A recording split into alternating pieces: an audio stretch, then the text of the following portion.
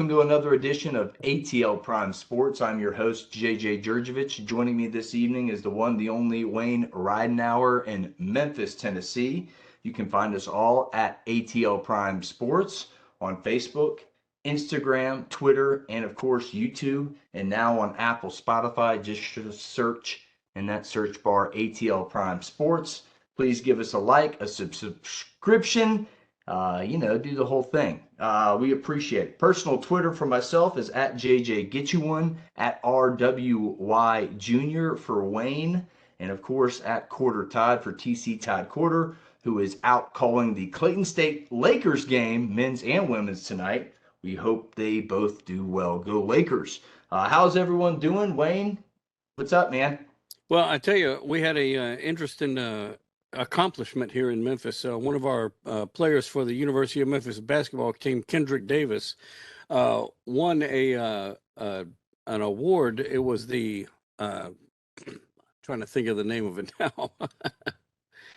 I'll look it up real quick. But it was I think it was the Oscar Robinson Player of the Week. Oscar Robinson Player of the Week award, and it's the first time that Memphis or our conference has ever had any players win that award. And I should have remembered that because my stepdad is from Cincinnati and went to school at Cincinnati. And that's all they talk about basketball-wise in Cincinnati is Oscar Robinson. And he's a phenomenal NBA player. Look up his stats. Unbelievable. Man, I'm doing pretty good, man. I can't say I'm doing as good as the Atlanta Hawks. Winners of 3 straight to get to that 500 mark, which is always important. Let's see if they can get over it. Currently sit at 22-22 going into the all-important game versus the Mavs as we speak right now on Wednesday night. It's always going to be Luka versus Trey, and what the Hawks and Mavs traded for each other for this game, so you'll always remember that. What's on tap for today's show? Nathan Lewis from Sports Mix with Nathan Lewis joins the show today. NFL Divisional Round Talk. We're also going to give a question. Should there be more teams in the NCAA Men's March Madness Tournament? And of course, the all-famous Pick 6. And without further ado, we welcome our guest, Nathan Lewis of Sports Mix with Nathan Lewis. Nathan, welcome to the ATL Prime Sports, man. Thanks for coming on, and how you doing, man? Oh, doing good. As I like to say, God is real. God is good all the time. Jesus Christ, my Lord and Savior. It's all fantastic. And things are starting to look up. All right. That's awesome, man. Well, let's start off with your Cowboys. They won their first road playoff game in nearly 30 years. It's been quite a while. Your thoughts on the upcoming game versus San Francisco and how they can get that thing done? I was a young man the last time that happened. Let's see. San Francisco. Well, they're like physical. They're like the Giants, what the Giants used to be back in the 80s. Yeah. Real physical, real nasty. Well, also the Redskins and now the Commanders. They're a lot like that. Very physical, nasty. They will punch in the mouth. They will not get teeth out if they see fit. That's all. That's one thing that's been very unique about the 49ers. They're West Coast, but they're not a soft West Coast team. Now, as far as the game itself, Cowboys and 49ers, yes, 49ers can definitely win this game. They got the run game. They got the defense. Kyle Shanahan's an innovative mind. So, in a lot of different ways. And their defense is probably like the best, at least in the NFC. Probably NFL. That's how they can win the game. But here's how the Cowboys are going to win the game. What they did last week. Stick to the game plan. They have a secondary, at least San Francisco does, that I think is quite susceptible to the pass, and they can be had. Not so much by CeeDee Lamb or Michael Gallup, but by Dalton Schultz. Jake Ferguson, the up-and-coming tight end they got, playing behind Schultz. And then I don't think they're going to put Peyton Hendershot out there for a while. I mean, that Tennessee game was pretty bad. I think they're going to sit him on the bench for a while. But, yeah, Peyton's going to be on the bench. But, yeah, Jake Ferguson and the main guy, Dalton Schultz. I think if they continue with the game plan in this game, the way they did the last game, use those tight ends over the middle as much as you possibly can because the San Francisco secondary is susceptible to those over the middle passes. They've shown it all season. You can get them there. Try not to run them, or you'll have problems. Yeah, I think along the similar game plans, I do think Dallas will have to run the ball somewhat effectively so they don't become one-dimensional. Because if Dak's one-dimensional in the pass game, he seems to throw the interception, and that's exactly what can't happen. All right, we'll stick with that game. You kind of mentioned it. How far do these Cowboys go in the playoffs? If they win this game, do they go to the Super Bowl? If they beat San Francisco, they're playing in February. Doesn't matter who shows up in the NFC title game at that point. Yeah, well, I tend to agree with that, Nathan. I really do. I think Dak Prescott needed to get that first one off his shoulder. It's kind of like Matt Ryan. You know, going into the 2016 season, Matt Ryan had only one playoff win in, I think, 3 or 4 attempts. And it was, oh, is Matt Ryan the guy? Is he? The questions are bearing on Matt Ryan. What did he do? He took his team to the Super Bowl. So I think this is a Super Bowl or bust type roster for Jerry Jones's Cowboys. I think you're right there with it. We'll talk more about that game later on. Let's flip over to the other NFC matchup. Do the Giants have any chance at an upset? You have picked some upsets on social media, and I'll give you time here to shout your social media out. I know you're on Twitter at SportsMixNathan. Yes. Go ahead, shout out your social media, and tell us some of the upsets you picked this year, and do the Giants have any chance of that? Kind of a three-tiered question for you. And a loaded kind, okay. Yeah, at my Twitter page for the show is at SportsMixNathan. The Facebook page for the show is Sports Mix Nathan Lewis, quite simply. And my show itself is Sports Mix Nathan Lewis. You can listen to it on Spotify. You can listen to it on Podbean. Just, download Podbean to your phone or your laptop and listen to it that way. Or, like I said, Spotify, just go to the website. You catch you there. Not your typical sports commentary. right. We'll have those links down in the description of the YouTube video so people can quick get to it. No problem. Oh, great. Fantastic.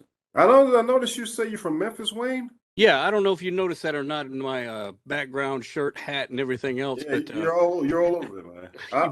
I grew up with Memphis Tiger basketball. I'm from Memphis myself. And I grew up okay, see, and I went to school in Memphis from 85 to 89, played in the marching band, played in the pep band. So, I've got it all going through me. And really, I'm interested to see if Dallas can win this game and goes to the divisional game against Eagles. I'll get to see Pollard versus Gainwell, and that's 2 former Memphis players. So that'd be pretty cool. Yeah, definitely. Yeah, your thoughts though. Your thoughts on the other NFC game. Did the Giants pull the upsets? Like I said, you've called some of these upsets on social media all year, man. You and I have been back and forth on Facebook with it. I've been like, man, you've called it. You called it. So do the Giants have a chance at upsetting the Eagles? I think Saturday. Is that Saturday or Sunday's game? I get a flip flop. It's a Saturday game. I think that is the Saturday game. I don't give them much of a chance. What say you, Nathan? I absolutely do believe the Giants can upset the Eagles. Wow. Oh, yes. Most definitely. And it isn't anything different that they could do to change. They're not going to change up the game plan. They're going to do the same thing they did against Minnesota. It's just that they're going to be going up against somebody they're familiar with.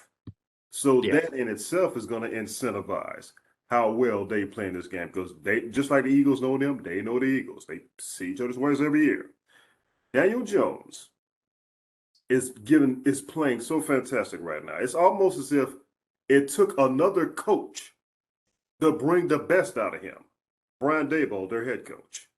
It seems like ever since he's been there, Daniel Jones has been so much better passing, so much better running, because he's an athlete, and he's more of an athlete than we give him credit for.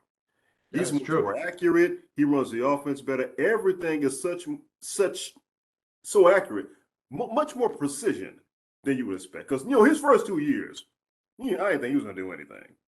Sometimes it just takes a different voice to bring the best out of a guy, and it looks like that's what Daboll, who's a Coach of the Year candidate, and he should be, is done with Daniel Jones. I'm very surprised. I was not expecting you to say they have a shot at the upset. I think if they play perfect, they do have a shot. I mean, it's the NFL, but I don't think it's a big one. I'll move on to the final question I got for you of the evening. Who do you see getting to the Super Bowl from the AFC? Do the Bengals and Bengals represent the AFC again, or did the Bills or Chiefs get there? Oh, guys, it's just so hard for me to pick against the Chiefs. Yeah. It's just too hard to go against them. I That mean, Mahomes Mahomes is is Magic great. Johnson Kelsey's playing out football. there. You got McCole Hardman making plays out there. I mean, it's pretty hard not to pull for the Chiefs. I mean, Andy Reid, the head coach, you're right about that. Yeah, that guy's Patrick Mahomes is Magic Johnson playing football. Point blank. It's a really good comparison. It's hard for me to go against them. That he will do something so sick and so insane, you'll be like, "Did that just happen?" And if you got like, you can rewind live TV like I can on my cable, you'll be doing that back and forth because you will not believe what you just saw with Patrick Mahomes. Unbelievable, incredible Yes. play. She'll win It's MVP. really, it's really can't miss television. You're right. I mean, I think he's going to win the MVP for what is that, the second time in his young career? Probably the second of many awards that he'll win of that nature. Unbelievable to watch him play. Can't miss television, and I don't really necessarily disagree with you. I have the Bills right now, but it's a narrow margin. I mean, all three of those teams really could make it. Well, Nathan, thanks for coming on, man. We're about out of time. We like to keep it short and simple here. And go ahead, shout your show out one more time for our listeners, and we'll catch you soon. Yes, as I say, you can check the show out on Twitter, the show Twitter page at SportsMix Nathan, the show Facebook page, SportsMix Nathan Lewis. My show airs Mondays at 7 a.m. It airs Mondays, 7 a.m. You can check it out on Spotify. You can check it out on Podbean.com. Download Podbean.com to your phone or to your laptop. You can listen to it that way or just simply go on Spotify. Matter of fact, the new season of Sports Mix with Nathan Lewis, the 8th season, season No. 8, debuts the very last Monday of this month. Awesome, awesome. Well, we will be Special looking guest, forward to Van it. Wright, formerly of CNN Tonight. All right. Awesome, awesome. Well, we'll be looking forward to it. Nathan, thanks for coming on, man. It's always good to have you on the show. Friend of the show, friend of mine, Nathan Lewis of Sports Mix with Nathan Lewis. Thanks for coming on, man. Have a good day. Oh, yes. Thanks for bringing me on, fellas. Thanks so much. All right. Absolutely. Absolutely. Let's keep on moving in the show. We'll stick with the NFL as we were just talking with Nathan. We'll go ahead and get our opinions on it real quick, and we'll move forward with this show right fast. Shooting from the hip here. Let's talk about the 4 games and the keys to each in the NFL's divisional playoff round. Start with the AFC, Wayne. I'll get your opinions after I shoot off mine real quick. Jags at Chiefs. Look, the Jags have to start fast. It's as simple as that. They can't trail 27-0 in this one and expect to work their way back against the Chiefs and that offense of Patrick Mahomes and Travis Kelce and company. Look, the Jags need to take their opening drive and punch it into fairway, meaning they're going to have to go down, take care of business on their opening scripted plays. 10 plays, 75-yard drive, 10 plays, 75 yards, about 5 minutes and change sounds perfect to open up the drive. Set the tone and see what you can do from there, because if you are behind in this game, you will not outscore the Kansas City Chiefs. It's that simple. Look, Jags quarterback Trevor Lawrence threw an NFL record 3 interceptions in 1 quarter, 4 and a whole half.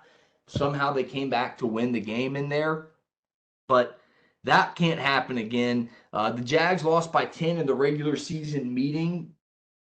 Mahomes lit it up. 4 touchdowns, I think, 331 yards. Did throw a pick in that game. Let me check my notes. Let's see. 331. Wanted to make sure I got that right. Most efficient offense in the NFL the Chiefs have been all season. So I think this is a closer game than the spread would tell you. I do think I'll go ahead and give you one of my picks. I think Jags and the points is the play here, because the Jags can score 2. It'll be fun to talk about that one in the pick 6 when we get to it. But Wayne, your thoughts on the Jags and the Chiefs game, right quick? Well, as much as I would love to see Jacksonville win this game for two reasons, I went to high school in Jacksonville, and their kicker, Riley Patterson, another Memphis player. So I'm kind of pulling for them. However, I have a feeling that the Chiefs will probably score on every single possession. I don't see them stopping from that. So the question will be the one or two times you can limit them to a field goal on a possession, and you can counter that with a touchdown or something. That'd be probably the only chance that Jacksonville's going to have is to keep the game close and it come down to a last, drive scoring where you beat the other team in points per possession. I like it. I like it. Let's move to the other AFC game. Bills host the Bengals. This one will be emotional for both teams. Damar Hamlin will be on the minds of each and every player during this one. That's first and foremost. The Bills O-line had a rough week last week, fellas. Really? 7 sacks versus Miami in the wild card round. That can't happen against the Bengals defensive line. They're going to have to sew up their offensive line issues real quick, which I think they can. Because look, if Josh Allen is on the ground 7 times this week, I don't see him winning the game. But again, I don't think that'll happen. I may be kind of foreshadowing my picks a little bit here, but I think, look, the fact of the matter is Stephon Diggs, Gabriel Davis, they can go off. You can't cover them for long, and if Allen has time, there's nothing the Bengals will be able to do about it because they're two of the best in the game. Gabriel Davis will beat you deep. Stephon Diggs will run a perfect route on you. Just get open. Him and Allen seem to be on the same page. When he zigs with them. When he zags with them. And it just looks so perfect on film. Look, the Bengals' offense versus the Buffalo defense is my next key to this game. If Burrow and Chase are on the same page, watch out. Head coach Zach Taylor will have to have a game plan where he gets the ball out of Burrow's hands quick because the Bengals O-line, in fact, is really banged up. They lost a guy last week. I can't remember who it was off the top of my head, but Zach Taylor going to have a really good game plan where he gets the ball out of Burrow's hands extremely quickly. It's very easy to do with Jamar Chase, and especially with Joe Mixon in the backfield. You're able to do that with check down routes, and they'll have to take those. The Chiefs will be able to get in the backfield a little bit with Chris Jones and company. So it's going to be fun to watch that matchup.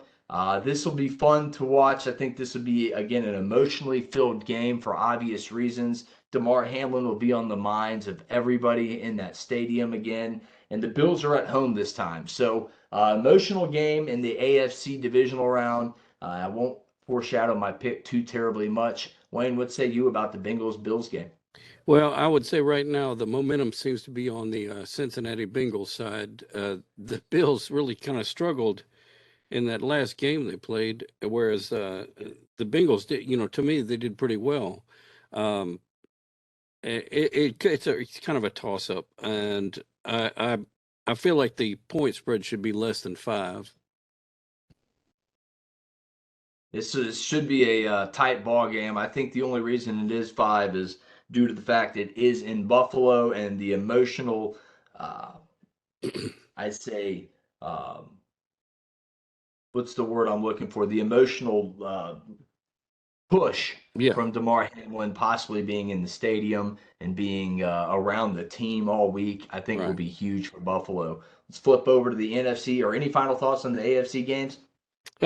Not really. I mean, like I said, I would really like to see Jacksonville make it to the Super Bowl. I know that's kind of a long stretch, but that's just me, the fan, calling that. No, it'd be good for football. The Jags have never made the Super Bowl. It'd be another team to cross off the list there.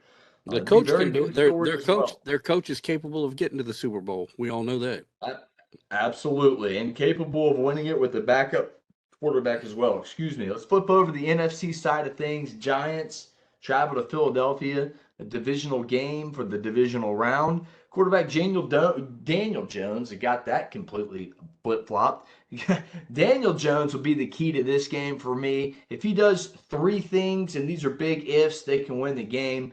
Uh, one, he's got to take care of the football. Only 5 INTs in the regular season. That was top 5 in the league in that category. Good category there. He's going to have to outrush Jalen Hurts.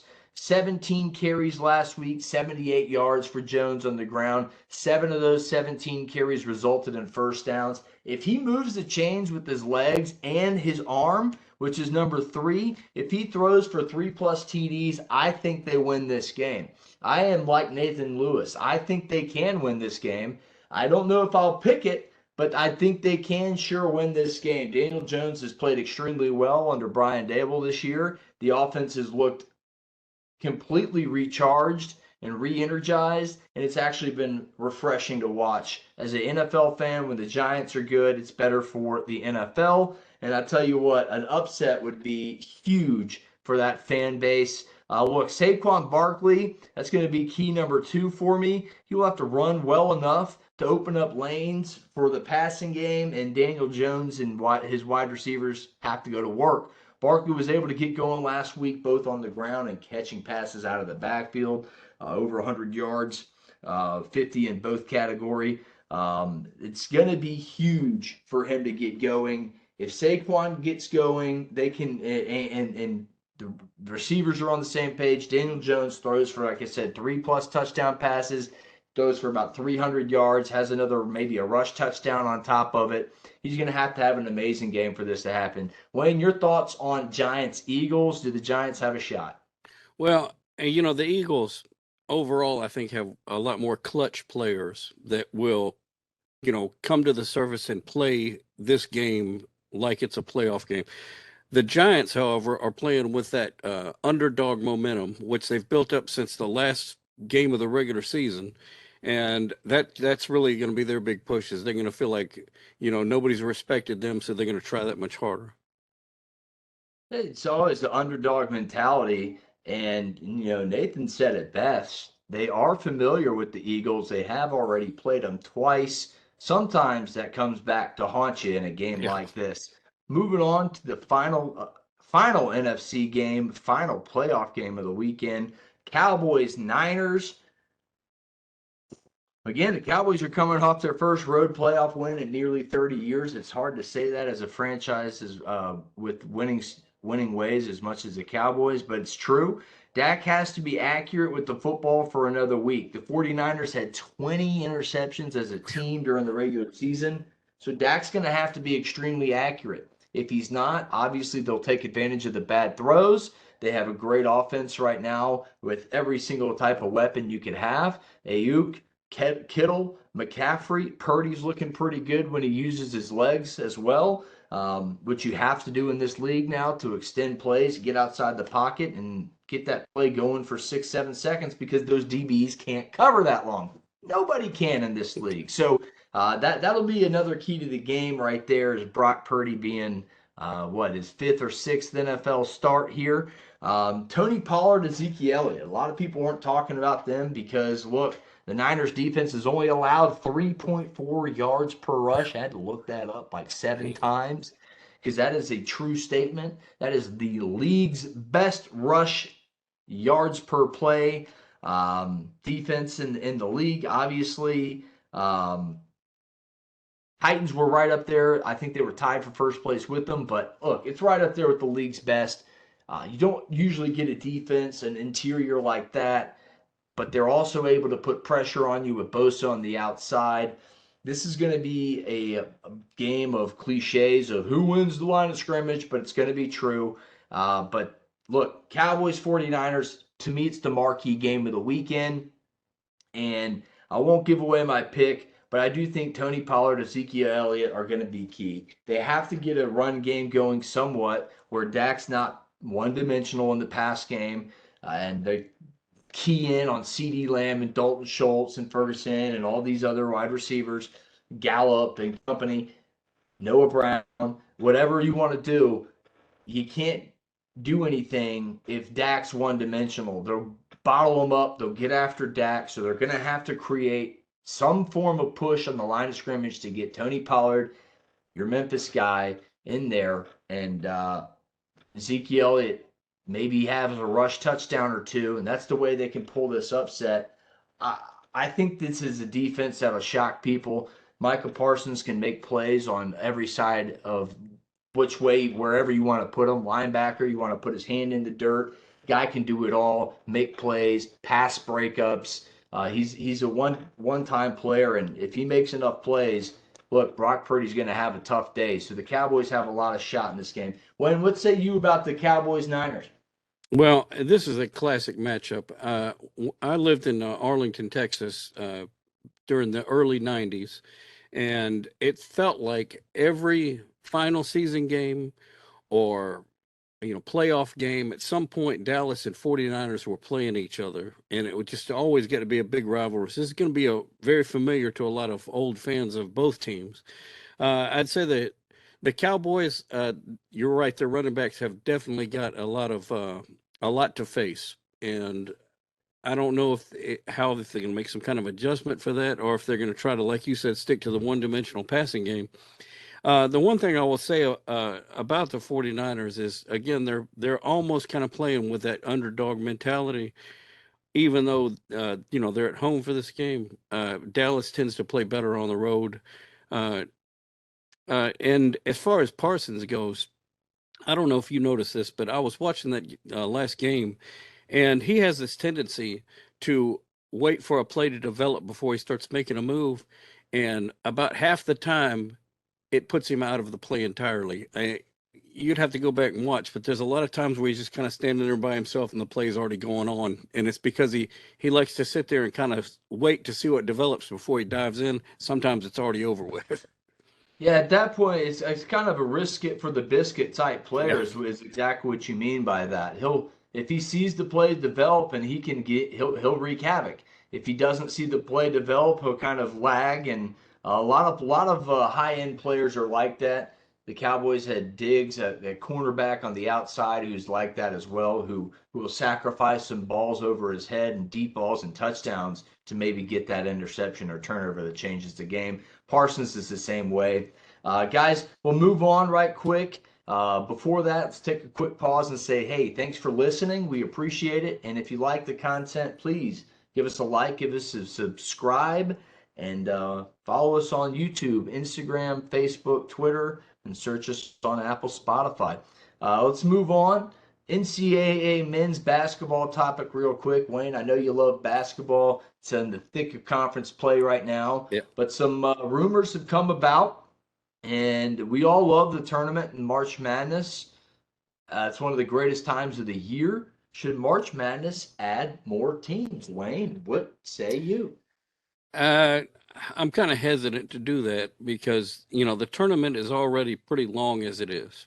And, my son was in the pep band for Memphis when they had to, travel out of town. And that is not only a huge expense, but it's a logistical thing to get players, the pep bands, cheerleaders, the whole team and everybody to these places, and then not knowing where you're going to go next. And if they expand it, they're going to start expanding it into schools that I'm not sure have the, I guess, capital to start doing that kind of thing. And I don't, maybe I'm way outside the box on that, but it seems like 64 was a good number. And I know it's now up to what, like 69 or something? 68 yeah. again, with that first 4 play-in matchup. I think that's the maximum that they can sustain. I'm 50-50 on this, and I hope I didn't cut you off there. No. I came into this show, I'll be honest, I was like, yeah, more teams, the merrier.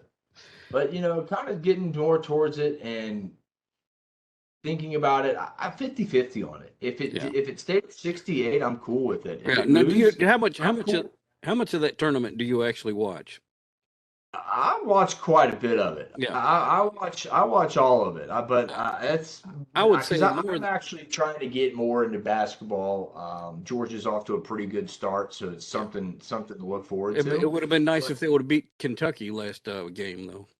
Yeah, it lost by 6 to Kentucky Tuesday night, but 3-2 and in conference play with the win over Auburn, and that was one of my closing thoughts. But I'll go ahead and say it's interesting, and when you get more teams involved, you never can count out a Cinderella team that starts making shots like Davidson Yeah. with Steph Curry or Florida Gulf Coast making their alley oops and their 15 seed run to the Sweet 16. So I think I'm 50-50 on this. And the question stems from reports that the NCAA Transformation Committee has recommendations that will be considered at the 2023 NCAA convention. And those those recommendation the recommendation up for consideration is to increase the amount of tournament teams by 25%, which would be around 90 for both men and women. And I think the number would probably be 84 because that's what's divisible by 4 and 12, Yeah. and keeps everything simple. But look, I do think it would solve the problem of teams like let's bring the Sun Belt in. We have Dave Cohen on here often. Teams like Georgia State that get all the way to the Sun Belt Championship and lose, but don't get in, and they were clearly the best team all year. That happened a couple times, or they win and maybe they weren't the best.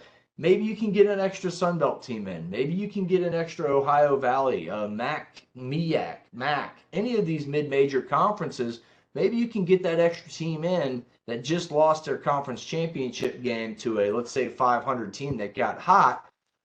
You do get some other teams in. So again, I'm 50-50 on it. I'm torn. I really am. I don't have a decision. I think I'd be cool either way with it.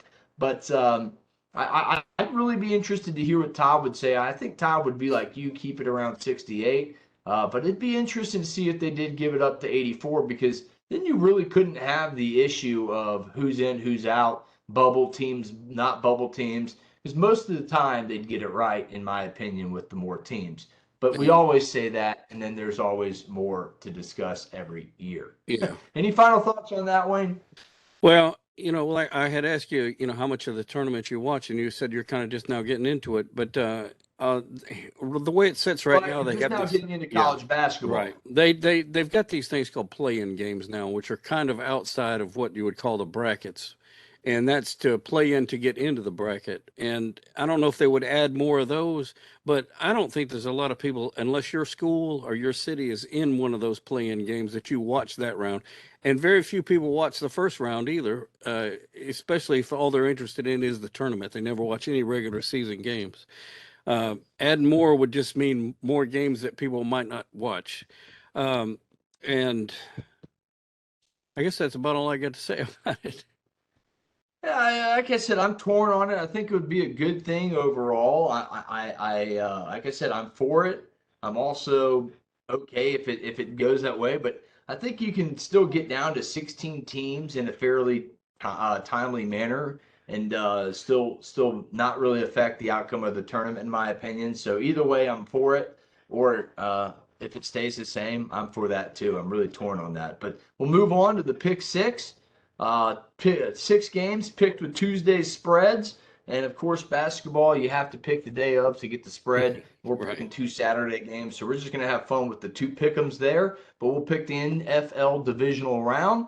And right now, our standings are at 46 and 50 and 5 for Wayne and myself, where we sit at top. And TC is 2 games behind at 44, 52 and 5. He went 2 and 4 last week. Wayne and I tied at 3 and 3. That's where we stand, right around 101 games in or so. So first game, Jags at Chiefs, and we'll get TC's picks posted on YouTube, and you can find out what TC picked there. Jags 9-8 at Chiefs 14-3 regular season records. Chiefs 8.5-point favorites. The over/under in that one's 53. Again, these are Tuesday's spreads. Saturday at 4:30 on NBC. Chiefs have the number 1 offense in the NFL, over 29 points per game, but the Jags can score 2, over 23 points per game, which is 10th in the NFL. Again, I say Jags in the points, Chiefs by 7. Wayne, what say you, buddy? I'm right with you on that. I'm taking the Jaguars in the points. I think it'll be less than 7, and I think that over/under, I think it's possible it's going to be over, because it's just going to be a lot of scoring going on in this game. And the only way that Chiefs have an easy road on this game is if Jacksonville absolutely falls apart, and their coach is not going to let that happen. I agree with that. I think we're on the same boat that I think the Jags will be able to score on a Chiefs mediocre defense. Giants 9-7-1 on the regular season with a victory last week over the Minnesota Vikings. At the Eagles, who are 14-3, coming off their bye week as the number one seed in the NFC. 7.5-point favorites are the Eagles. Over and under in that one is 48. This game's Saturday night at 8:15 on Fox. The Eagles average over 28 points per game. Giants give up over 21 a game. I like the Eagles and the Eagles big because, like I said, unless they get Saquon going, not only in the run game, the pass game has to be going for them as well. They have to be able to spread the ball to the wide receivers, and Daniel Jones has to outrush Jalen Hurts. I don't think all those things happen. I think the latter happens. Eagles by, I'll say 10 points. Yeah, I'm picking the Eagles as well because I think them playing at home and being the almost juggernaut that they were at the beginning of the season, I think is going to start to come back. I'm not sure the Giants or the familiarity that the Giants have with the Eagles is going to be able to overcome what they're going to face in Philadelphia. Yeah, and sometimes familiarity is not a good thing. Yeah. You may just know what the heck they're doing at that point. We'll see. The third game, the Sunday, first of the Sunday games, Bengals at Bills, the emotional filled game we've all been looking forward to. Buffalo 5-point favorites, over under, and that one's 48. Sunday, 3 o'clock p.m. on CBS. Wayne, I'll get you go first on these last two NFL games.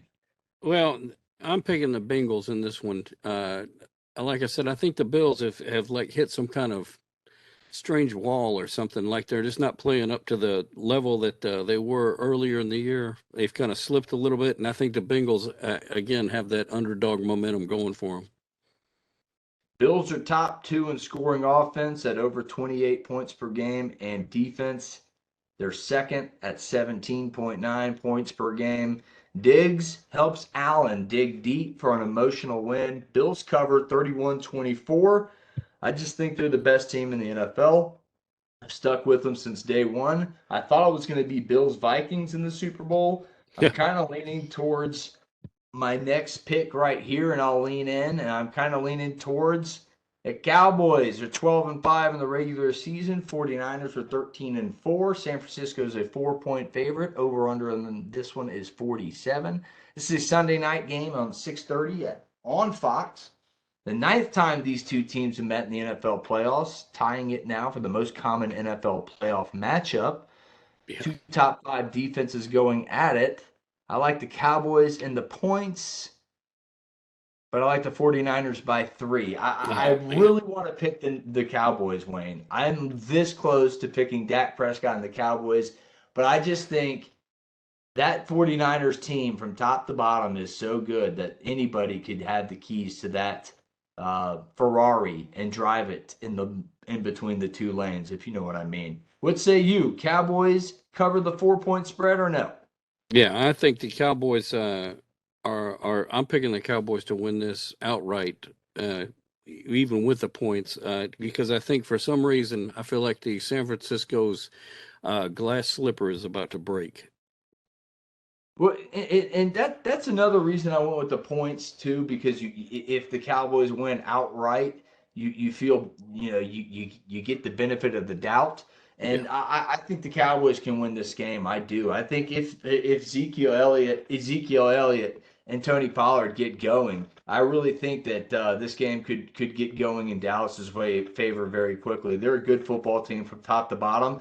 And Dak played lights out last week. If he keeps that up, he will outplay Brock Purdy. And Brock Purdy is a rookie, and maybe that Cinderella does strike midnight. That wraps up our NFL divisional playoff picks. Any final thoughts on the NFL games right quick, Wayne? No. Let's move forward. The NCAA men's basketball pick'em, number 14 TCU, 14-3, 3-2 in the Big 12. At number 2 Kansas, 16-2, 5-1 in the Big 12. Saturday, 1 p.m. on CBS. Kansas moves the ball around extremely well, over 17 assists per game for the Jayhawks. They have 4 guys that average over double digits. Jayhawks at home. Yeah, well, Kansas lost their game against Kansas State recently, and I don't see any possible way that they're going to go 2 games in a row losing. TCU is a great team, but I think Kansas is that much better. Yeah, well, we're very similar except on one game here. Tennessee, 15-3, 5-1 in the SEC, travels to Baton Rouge to take on the Louisiana State Tigers at 12-5 and 1-4 in the SEC. This game Saturday at 4 o'clock p.m. on ESPN. Tennessee, ironically, is tied at 20th with Kansas in assists per game, right there at 17.6. Tennessee also rebounds very well, top 25 in the country in that category. Give me the Big Orange on the road. I like Tennessee. Yeah, I'm going the same way. I think Tennessee's got the edge on this game. However, you and I both know that in the SEC, especially in basketball, who knows what could happen. I mean, Yeah, these two, it's a toss-up. I wouldn't be surprised if between Tennessee and LSU, Mississippi State wins this game.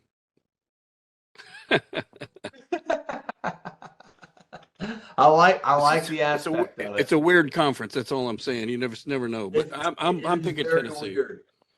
I mean, look at Georgia. Yeah. What was it? One conference win last year. They're already tripled that and doubled their total wins from last year. So Mike White's got them looking good. And that's my final thought of the evening. Dogs and Mike White off to a really good start as their new head coach, 13-5 overall, 3-2 in the SEC. Getting a ranked win over Auburn. They dropped the game against Kentucky the other night, but look, they're playing pretty good in SEC play, and as a Georgia basketball fan, you gotta like that. Wayne, your final thought on the evening? Well, we got a game coming up here in Memphis. Wichita State Shockers will be in town tomorrow evening versus the Memphis Tigers, and I will be at the game there in the FedEx Forum. And hopefully you can tune in and watch it. But if not, keep track of the score because it should be a fun game. Wichita State is definitely a basketball school. Well, we missed Todd tonight. He is again calling the Clayton State Lakers game. Want to say thanks for listening. Again, if you like, please subscribe. Give us a listen. We're always here. For Wayne in Memphis, I'm JJ in Atlanta. Get you one. We'll see you next week.